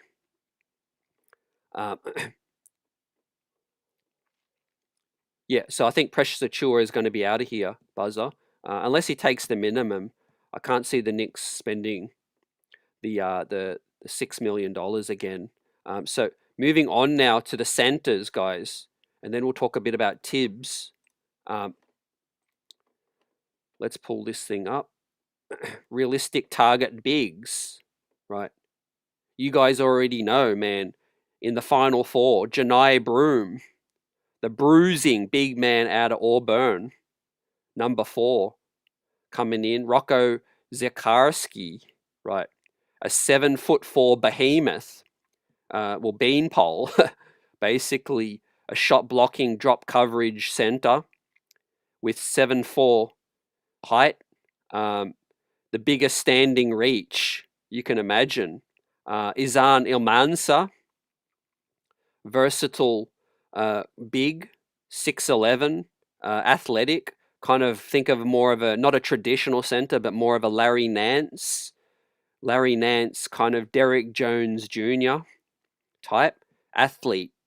Think about athlete. And Lachlan Olbrich, more of a feet on the ground, kind of a Sabonis type big man with post moves, with a bit more athletic ability, a bit more of a bounce. Lachlan Olbrich, a guy who has pro experience as well. But let's start with the first guy, man, Janai Broom. I've seen him mocked anywhere between 28th, last pick in the first round, to, a guy, mid-second round.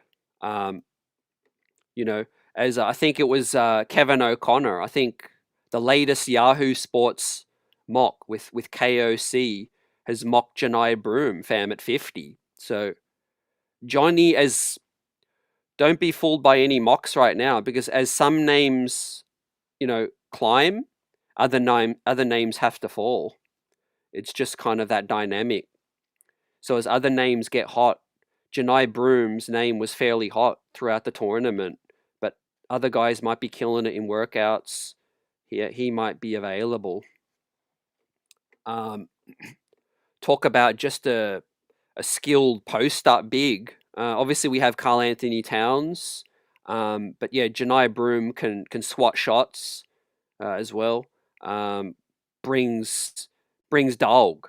Like, if this team is missing dog, Janai Broom would bring that. He's feisty, man. Think of Carlos Boozer. Think of Isaiah Beef Stew. He's going to bring attitude. Dare I say, necessary attitude to this situation. And we'll see how that plays out, right? The Knicks could maybe try to move up a little bit, see how that plays out, but, good value second round pick. That's all I'm saying, man. I'm not saying any of these guys are perfect. Not saying they're gonna take us to a championship, but we're looking at second round prospects, guys. If you can nail a rotation player, you've done, you've done you've achieved your target. Now, next guy, Rocco Zikarski, man, more of a prospect, a project, where, I mean, his ceiling could be ultra high. Has experience playing in the FIBA level at Australia. Um, been a pro for the last 2 seasons, but with very limited minutes. Same league as Ariel Hukporti.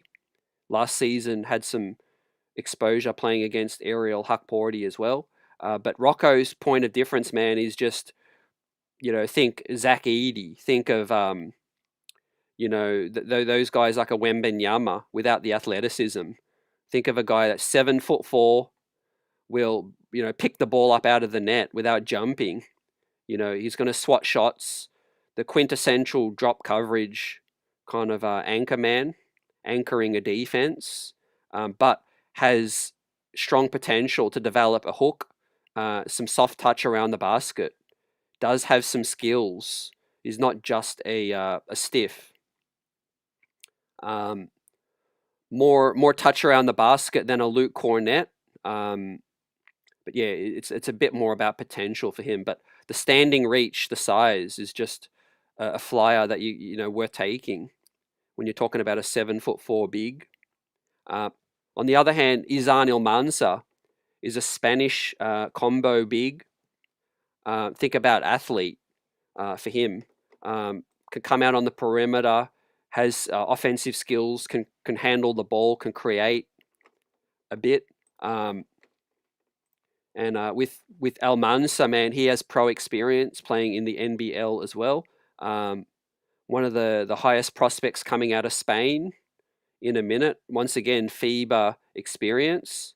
If you're a 2K head, if you cop 2K25, you would have come in across him as one of the villains coming in the FIBA under 19s, I think, as your my player went head to head with Almansa. I think he would be a great fit for the Knicks. We need more athletic ability in the big spot, and obviously size. Lachlan Olbrick as well. He's a guy that's just a prospect. Like he comes along, and I just can't really compare him to any player I've seen. He's just so unique right now.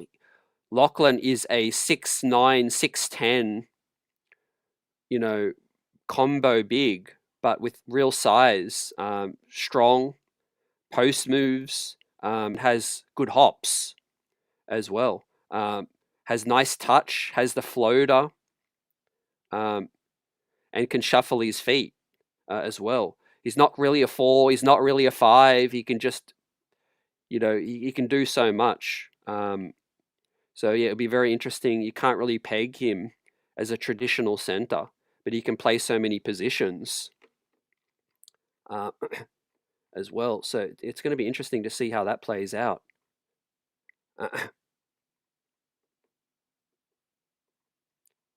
Yeah, we need the official payback. If it does make sense why we draft those players, someone else should be fired.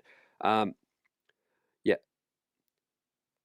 I think we've got 5 prospects right now, like you said, with Kevin, Tyler, Ariel, Pacome, Moses Brown. The Knicks have brought in twice and they've let him go. So, I know the fan base is quite high on Moses Brown, but, I'm kind of asking, why did we let him go twice?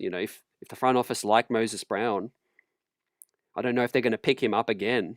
But like you said, we've got a lot of guys we need to prioritize and develop. But the good thing is we could pick one of these guys this year that we don't have, like a McCullough and a Pacome could have us covered at the wing spot.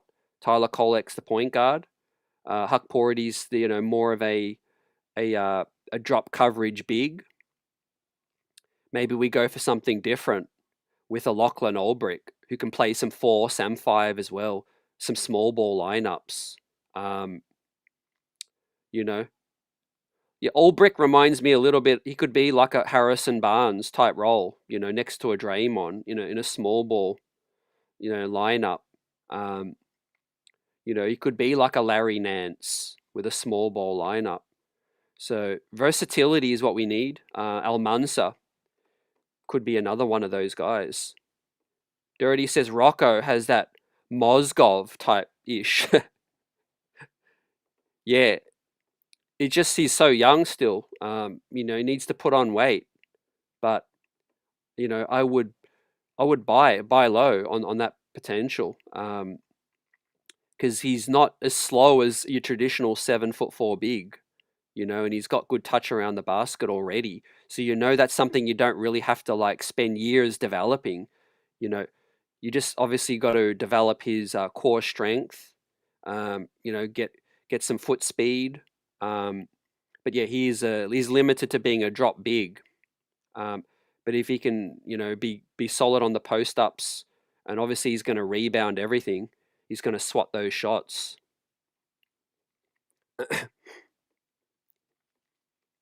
Um, Buzzer says, CT, what's your opinion on the official paybacks roster changes?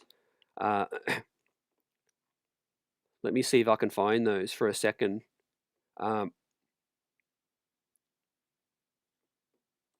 So Mitch and I have some cap room to get a Clint Capella, Al Horford, Duncan Robinson. That's right. Yeah, you mentioned that.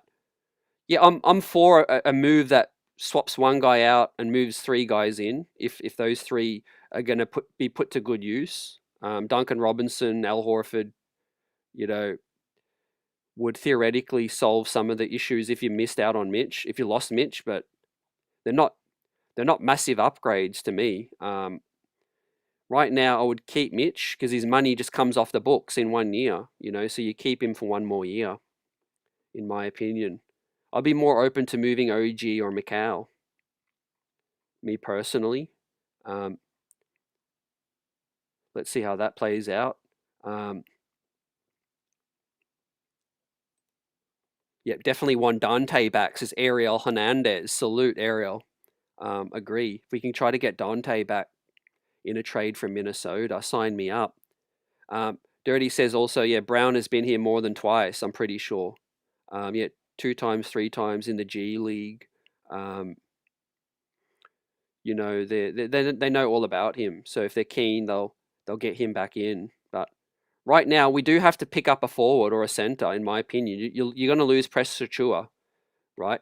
So Mitch, Huckporty, and Cat, is that enough? Right? OG playing the 4 full time. Josh Hart. I need us to draft a Janai Broom or Imansa, Olbrick, someone like this. I think wings. If you want to prioritize Pacome Dardier and you want to bring in McCullough on a real deal, I'd be okay with that. Maybe you stash one of that French wing on the 2-way, or maybe you bring Marjon Beauchamp back on the 2-way. I'll be okay with that. Man, I really like Eric Dixon. I think as I'm really leaning towards, if someone's there in the second round, what do you guys think? Eric Dixon, Alex Tui, and yeah, that Muhammad guy, based on what I've seen, I mean, the Knicks worked him out. So if they really liked him, they'll try to get him. But Eric Dixon brings a bit of everything, man. Scoring at the power forward spot would be great. With some shooting, you could play some spacing lineups again. This year should be all about tapping in to the 5-out lineups. Yeah, it looks like Dallas has put their foot down, the public, on Jason Kidd. So I'm moving past J Kidd with that situation. And with that said, let's talk about the latest report with Thibodeau and Ian Begley, fam. It really does come home now that the players understood some shortcomings within the game plan.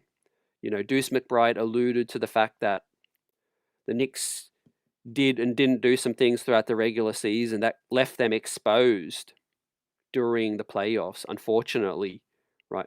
And a young man like Deuce, man, when he speaks unfiltered, he's not gonna hold back. And I really like Deuce McBride for that. I respect him talking talking openly. And I know the Knicks coverage, the beat, love covering guys like Deuce, Josh Hart, Karl Anthony Towns. They do give you good insight. Jalen Brunson, OG Anunoby, man, they're basically as boring as a brick wall. They're not, when you're trying to get quotes out of them, they're not going to give you anything. But when it comes to a Josh Hart, Cat, Deuce McBride, love what they bring in terms of they speak from the heart, they speak from the mind. So in Ian Begley's report, right, sources tell him the Knicks didn't have full scrimmages during an entire training camp one season, which is, of course, is very uncommon, especially from a Thibodeau team. Now, what's your theory behind that? My theory behind that is that maybe, some guys were banged up and they just didn't want to, maybe Thibodeau didn't want to, risk any further injuries. I don't know. I mean, I find that very surprising. Next up, the players found it odd that they didn't scrimmage during the training camp. Thibodeau's Knicks didn't scrimmage often in the season, which is more common during the NBA. But the lack of scrimmaging hindered the players' ability to develop cohesion, they've said. So here we go with some finger pointing, some blame going around, right? That could be something what Deuce McBride has alluded to, lack of cohesion and chemistry. Now, especially concerning considering we did those trades very late in the offseason, talking about on the eve of media day, getting in Karl Anthony Towns and obviously Mikal Bridges just earlier. Scrimmaging is imperative, man. You needed to get those guys in different lineups, scrimmaging, blue shirts, gray shirts, the figuring out what your best lineups are, who complements each other. There's so much that can be gained from scrimmaging, and it's baffling to understand why the Knicks didn't scrimmage more throughout the regular season. I mean, hell, at the very least, scrimmage, throw Tyler Kolek, throw some lineups with Tyler Kolek, Karl Anthony Towns, Pacome Dardier, and Josh Hart. Experiment with some different lineups. That's a missed opportunity, man. And it looks like obviously the lack of preparedness, did really hurt. Lack of cohesion, first and foremost, and lack of late game preparedness.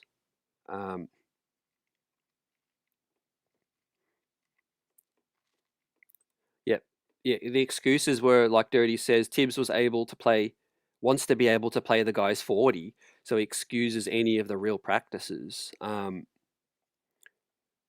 scrimmaging, but yeah, and then you hear about that campaign and Deuce confirmed on the roommates that they still run full drill, full closeout drills, suicides as well. So who knows what Tibbs's practices look like, man? It was madness.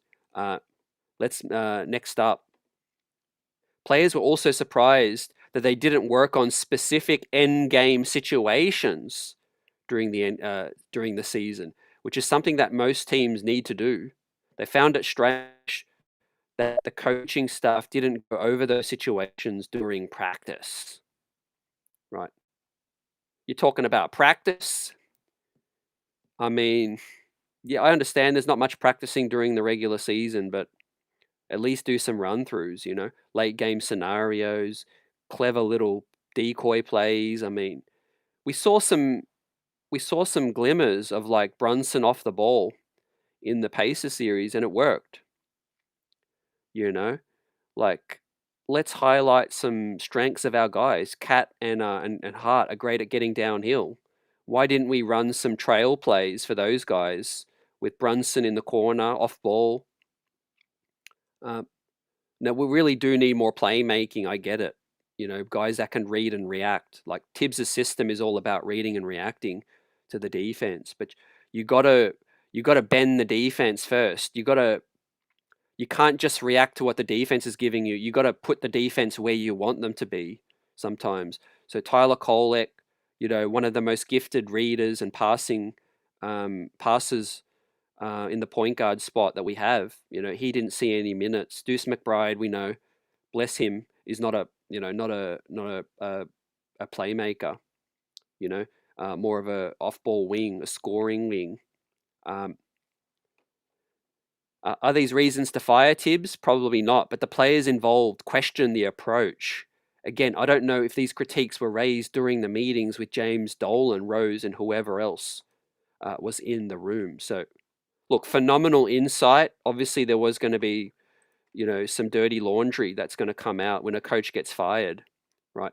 Players have their grievances, and look, it mirrors everything that I've heard from that source. Like I told you, William Wesley was the driver of the bus, was the most vocal for replacing Thibodeau.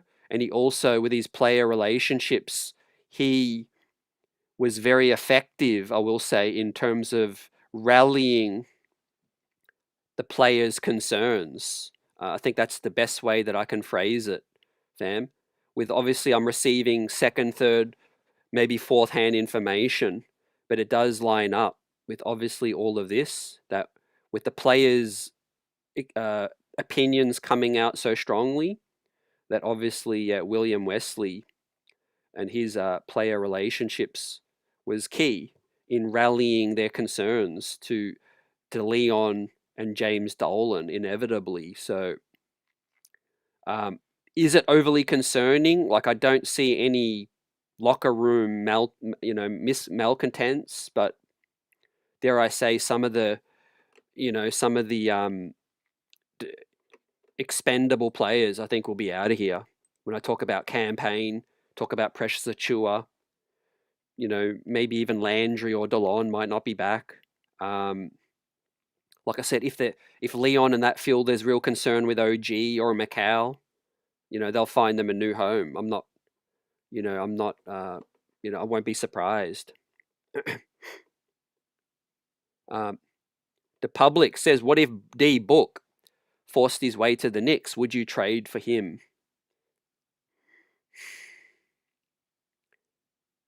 I think Devin Booker is a guy, you have to really look at, if he's available, but forcing his way, it would have to be for a guy like a OG and a Macau. And I don't think Phoenix would do that.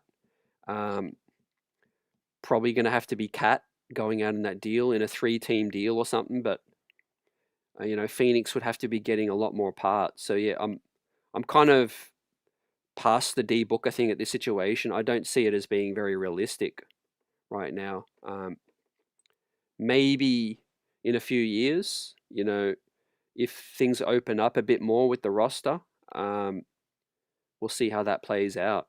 But yeah, in terms of some of the guys that we're going to keep, I feel like most of the core is going to be back, and we're going to bring a new coach. We're going to bring an upgraded bench with some pieces, some second-year rookies with sophomores with experience now.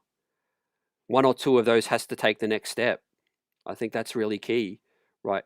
This is where the Knicks need to say, hey, we are a big-time franchise that can trade for big names, but we don't need that all the time. We have the ability and the coaching to develop players, right?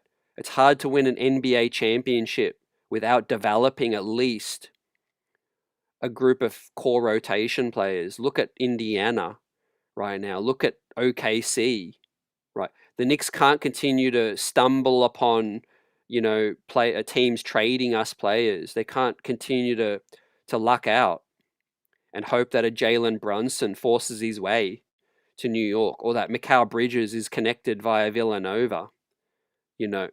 Look at Mitchell Robinson. Look at Deuce McBride. How critical they were in the playoffs. They're getting paid peanuts. That has to be the blueprint to strengthen the team, right? We're already paying the other guys max salaries.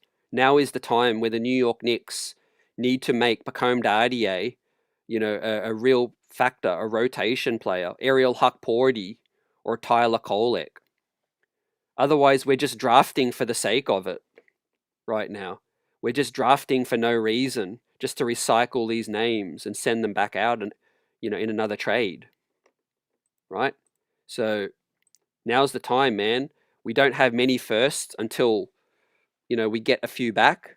Bacome Diadier might be our last first round pick for a minute. Give him big time opportunities now. Tyler Kolek was worth kind of a first round. Those are the two. Those are the two that really need to show, 5, 10, 15 minutes, and then hopefully they can build on that. And maybe in their third season, they can take a leap, Look at Quentin Grimes now. Quentin Grimes did look lost, and I don't blame the Knicks for trading him. I think the trade in another world was going to work out for us. Last year we beat Indiana, on theory. If Bogdanovich is healthy, Alec Burks balled out in Game 7. If Julius Randle was healthy and Mitchell Robinson was healthy, we beat Indiana. And we're playing Boston in the Eastern Conference Finals last year. And we already beat Boston this year. Who the hell knows whether last year's team could have done the same? Maybe with Randall, Isaiah Hartenstein, Dante DiVincenzo, maybe we'd have taken down Boston last season. So I like the Grimes trade in theory, because the Bogdanovich trade was looking pretty good. He helped us beat Philadelphia, and he was regressing. The minutes weren't there. But my point is, he goes to Dallas, gets some minutes, then he goes to Philadelphia where they're tanking, and he can finally get minutes. And then he starts to look like a $30 million guy or $25 million guy. And so you're never going to know unless you give these guys minutes right now. Jared McCain was another one. Tyrese Maxey was able to get minutes. And so, Obi Toppin bowling out right now, getting minutes, in the right fit. So this situation could pass us by if we don't get Bacome Diadier and Tyler Kolek into their rotation. Because in 2 years, they're not going to be worth nothing. They're going to be worth 2 second-round picks again. Or 1 second-round pick. Or they're going to be on the free agent wire, if we don't do something right now. So, you guys know, Paula says, agree, CT, you need to draft and develop, not just draft to draft. Yeah. You got to draft that complements. Fair enough, you're a team trying to go for it. We're all in now. We're trying to win a championship. But you can still add some pieces that complement the rest of the guys, Look at Oklahoma right now. Look at Houston Rockets. They were the second seed. They're playing like Tari Eason. They're playing guys in their rotation that were drafted very recently. And so that is the silver lining now that Thibodeau is gone. And obviously, as tonight we had fun chopping up, the latest coaching, updates and news from the two first guys that are going to get the interviews. But these two guys will expand their rotation. I'm more confident of that. Taylor Jenkins, Mike Brown. I think Johnny Bryant will probably get an interview still. So let's see. I think the Knicks are going to continue to, be open-minded. They're going to leave no stone unturned, and they're going to interview more coaches. So I'm not getting too attached to Mike Brown yet. I'm not getting too attached to Taylor Jenkins. Right? Are they the leaders in the clubhouse right now? You would have to say so. But I think, there could be someone that comes up. There's a late riser. There could be a name that they're trying to keep suppressed right now. Maybe they're buying time for the J Kidd situation. So also the Kevin Durant update. Kevin Durant looks like he's either going to go to the Houston Rockets, the Spurs, the Minnesota Timberwolves, or the Miami Heat. Looks like those are the 4 teams, or the Raptors, 5 teams, I think, that are the most interested in Durant right now. The buzz is leaning towards Minnesota, guys, and that has me kind of a little bit open, you know, minded in terms of can we get involved? You know, can we get a Dante DiVincenzo back out of Minnesota? Right? I would hate to give him up, but Minnesota needs some help at the point guard, man. Mike Conley's, the tires are running out of air right now. So do they want a Tyler Kolek? Do they want a Deuce McBride? If that was able to get me a Dante DiVincenzo back, I would do it. I would do it in a heartbeat, fam. If they want Deuce McBride, and it gets Dante back, I would say yes. I'd be reluctant to give up Deuce, but Dante gives us more size, more scoring, more, moxie, above the break shooting as well, and similar defense. There's been no indications that Minnesota would give up Dante. But yeah, you got to have those conversations. Outside of that, man, I think the Rockets have the assets to get Kevin Durant. So I won't be surprised if he ends up there. I won't be surprised if he ends up at the Spurs, although today's reports are seemingly that maybe they're trying to drive the price up, but it looks like Phoenix is not happy with the price that the Spurs are putting forward. Jeremy Sohan, Devin Vassell, and the 14th pick. I mean, that's a steep price in itself, in my opinion. Kevin Durant's 37 years old, man. I think his name is higher than what his actual output is right now. Don't forget his game could fall off a cliff real quick. D. Grant says, CT, the Knicks players are going to make their final thoughts on who they want as a coach, then Leon and Dolan will go by that. Yeah, maybe the senior guys will give their opinion. I mean, Jalen Brunson should have input, in my opinion. Cat, I mean, we don't know if he's going to be here.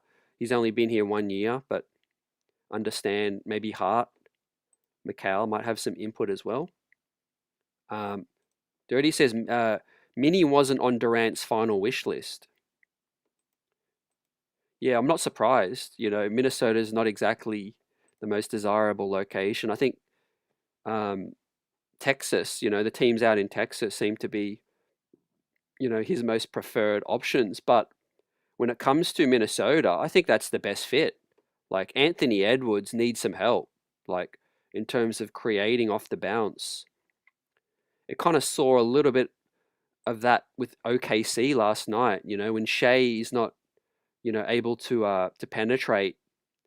They're struggling sometimes with the next guy. Julius is great as a power forward, but as a guy who's got sloppy handles at times, he could get it stripped, and turn the ball over. If Durant goes to Houston, do they become a contender in the West, or does that put them over the top? I don't think so. I think Houston still need to just build on what they have, their experience. Like I said, I would let Fred VanVleet go and see if they can get, somebody else. I think that really does make them weaker as a defensive point of attack, situation, but we'll see how that plays out. In terms of the Knicks, like I think we obviously need more creation. We need more size at the point of attack. I hope that we do look at more Deuce Brunson lineups, because that'll give us the 5-out look. But if you can get a Gary Trent, if you can get a Sam Merrill, if you could get a Luke Kennard, Ty Jerome, you could keep Deuce still, coming off the bench, and you could insert extra size. That's one of the issues. Mikal Bridges, like, it's just hard to get a full read. It's just so up and down, man. Mikal Bridges was like that situation where someone's turning the hot and cold water off on you, man, and you're freezing in the shower, and then the water turns boiling hot, when he's killing teams in the fourth quarter, and then it turns to cold again. And you're like, what's happening? It's like, I hope a new coach and a better system will get Mikal Bridges going. But from a defensive point of view, he's great as more of a help defender and sort of a, a passing lanes guy. As a screen navigator, not very great, man. I think Landry, Shamet, Deuce McBride probably better, much better. So we've got to get someone in, that can be point of attack, defense, some wingspan, some length, and obviously some shot creation and shooting. So just a little bit, we need to obviously look at skills that complement who we have right now. And I would love us to get another rugged power forward, rim protector or center, so that Cat can play a bit more out on the perimeter. Because we saw what Cat could do offensively. We have to tap in. If Cat's going to play 30 minutes, we have to maximize those 30 minutes and play to his strengths right now. Him and the Mitchell Robinson lineups were great, plus minus. I think Indiana is a different kind of matchup. That's a little bit awkward, but I think like we saw against Boston, man, it was dynamic. It was so great against Boston. Was the Cat Mitchell Robinson lineups against the real fast Indiana though? It's not so great. So we have to be more versatile. Coach says, let's get Triple J in the building for Bridges. I do know there's equal mutual admiration in the front office for Jaren Jackson. Some defensive discipline issues, but the potential is obviously elite. And obviously, I think his game just still needs to continue to grow. He needs to get more consistent. But I wouldn't be against that move, man. That would definitely give us a great option to play next to Cat. Agree, Dirty. KD doesn't make Miami, Houston, or San Antonio true contenders. And with the KD thing, it just could be just luck, man. It could just he gets one great year and he's amazing and it's just enough to get team a chip, just like Kawhi was when with the Raptors, before he turned into a pumpkin. It's risky business, but to me, I think the biggest thing is the extension, right? If Kevin Durant was shown a willingness to take a discount deal on his next contract, I think teams would be more in. But I think Miami are just being foolish right now. Right. If we could dupe Miami into getting Khalil Ware or Bam Adebayo, I would definitely get in on those discussions. What do you guys think? Buzzer, yep. I don't think Durant's going to go to any other team that's not serious. Juan B says, Knicks lost a lot of toughness with Dante and iHeart leaving it. They did, man. They lost a lot of heart and soul.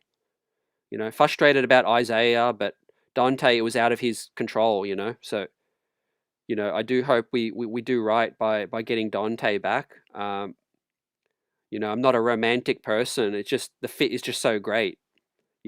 Forget the Villanova connection, just the playing fit. Dante is a guy that he thrived. He thrived in this market. He thrived under Thibodeau, obviously, but he can thrive under other coaches. But he just fit, man. He was aggressive. He was a shot maker. He was gritty. He played hurt. He was always defensively engaged. We need another player like that. Unfortunately, we missed out. Mikal Bridges just hasn't been that type of player. Different kind of player. But it's fair to say, if you're expecting to pay Mikal Bridges $30 million, we want some more shooting above the break. Hopefully, he can get his shot corrected.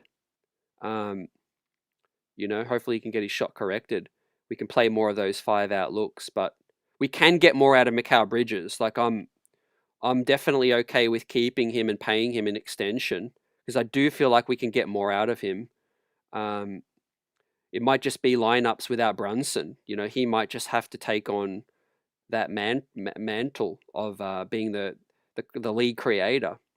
like he was against Boston, late in game 4.